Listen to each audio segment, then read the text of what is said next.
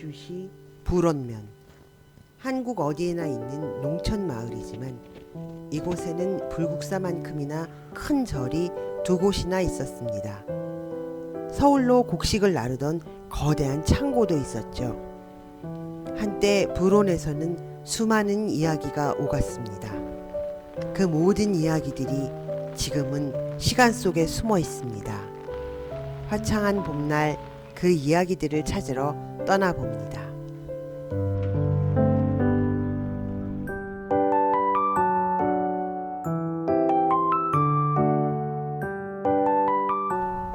벚꽃이 만개한 길 끝에 미륵의 나라가 있습니다. 사적 제466호 법천사지입니다. 15만 제곱미터에 달하는 엄청난 넓이, 평범한 절은 아니었을 것입니다. 느티나무 한 그루가 홀로 우뚝 서 있습니다.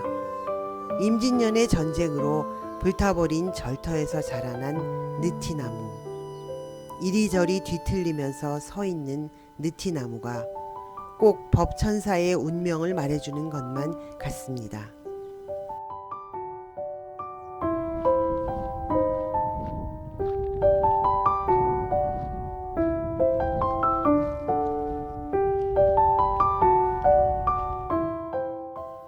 신라 725년에 건설된 법천사. 고려시대에 꽃핀 불교 문화에 힘입어 그 위세를 크게 떨쳤습니다. 불교를 억압한 조선시대에도 이곳에 수많은 문인들이 모여들었습니다. 그러나 전쟁으로 불원의 절들은 완전히 불타 없어졌고 다시 지어지지 못하였습니다. 지금의 법천사지에는 문화재 자료 제20호 당간지주, 국보 제59호 지광국사 탑비만이 자리를 지키고 있습니다. 화장된 승려의 사리가 보관되는 탑, 지광국사의 입적 직후 탑비와 함께 세워졌습니다. 본래 탑비 옆에 탑도 같이 있어야 하지만 탑은 일제강점기에 반출되었습니다. 곧 국내로 돌아왔지만 6.25 전쟁으로 파괴되었습니다. 복원한 탑이 국립중앙박물관에 있지만 여전히 제자리를 되찾지 못했습니다.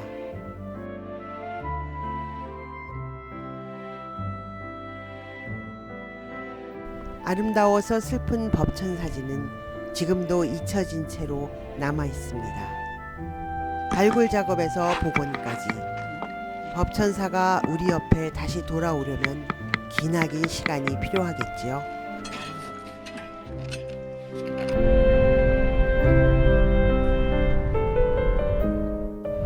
현계산 기슭의 골짜기에 펼쳐진 사적 제168호 거돈사지.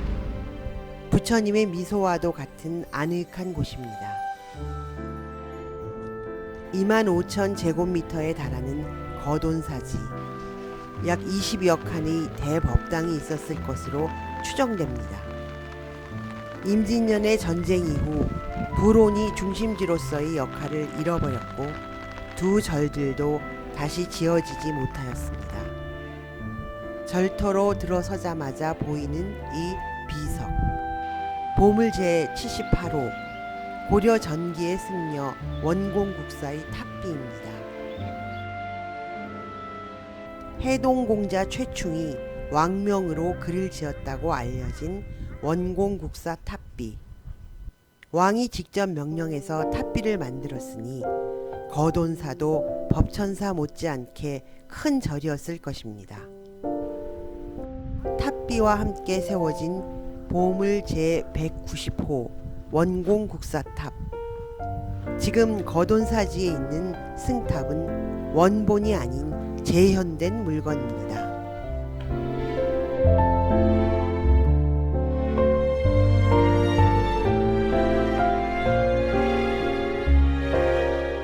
석가탑을 쏙 빼닮은 거돈사지 3층 석탑.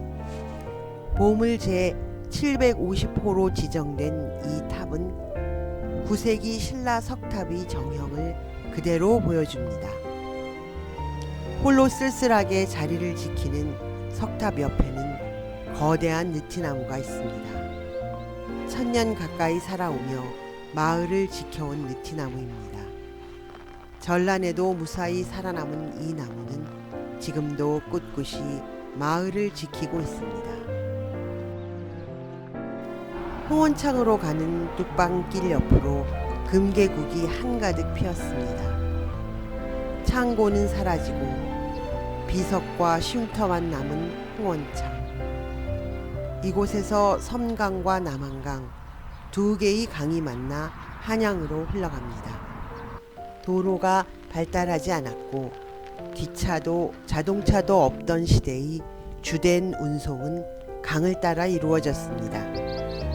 조선 중기 이전의 조세 제도도 백기를 이용하여 지방의 세곡을 중앙으로 운송하는 방식이었습니다.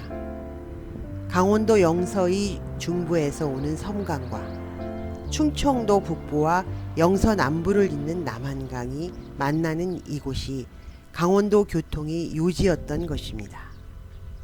강원도 영서 지방의 모든 세곡은 이 흥원창으로 모였습니다. 과거 시험의 수험생이나 상인과 같이 한양을 향하는 사람들도 이곳에서 배를 타고 올라갔을 것입니다. 원주 뱃길이 중심이었던 흥원창은 조선 후기 조운의 소멸과 함께 서서히 쇠퇴해 갔습니다. 지금은 그 흔적조차 찾아볼 수 없는 흥원창. 언젠가 두 강과 함께 다시 만날 날을 기다리고 있습니다. 부로는 부유할 부자와 논할 논자가 합쳐져 만들어진 이름입니다. 말이 많이 오갔던 동네라는 의미겠죠. 이름 그대로 불온과 인연이 맞닿아 있는 인물들은 수도 없이 많습니다. 허균의 스승이자 조선 3당 시인의 필두 손곡 이달. 그는 불온면에서 태어나지는 않았지만 불온을 마음의 고향으로 삼았습니다. 조선 인조 시절의 장군 이괄과 임경업 둘 다 불온에서 어린 시절을 보냈습니다. 정약용이 진정으로 순수한 유학자라고 칭송했던 정시한, 법천사지에서 서원을 짓고 글을 가르쳤습니다.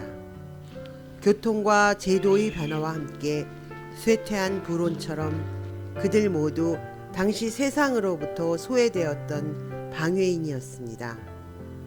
소외받던 불온면에는 일제강점기의 광산의 존재로 다시 사람들이 모여들었지만 곧 다시 조용한 농촌으로 돌아갔습니다. 세상의 기준에 맞지 않는다고 필요 없다는 이유로 주목받았다가 소외된 불온면.